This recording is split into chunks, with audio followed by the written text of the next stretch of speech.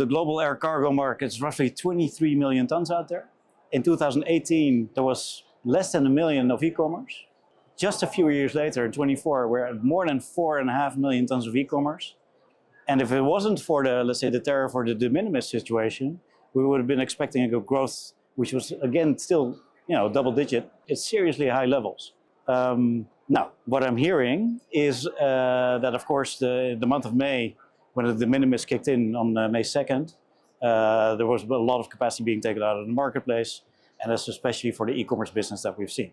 However, having said that, we are also tracking, for example, the likes of Temu and Shein, how many apps are being downloaded in various countries around the world, and also in terms of their gross merchandise value that they're creating.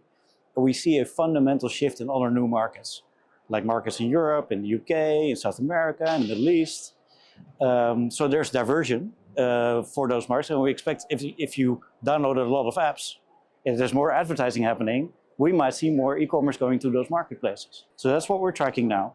When COVID kicked in, we saw, of course, all the passenger flights being grounded, right? We cannot fly anywhere. So then the freighters really tried to compensate to the best that they could, flying all the air cargo demand that we had back then, including PPE, all the mouth masks and everything else.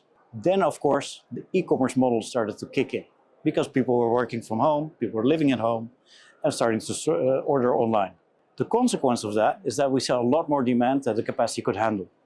And even when let's say the wide-body belly came back, then freighters were still flying to their maximum as during the COVID days because there was just so much demand.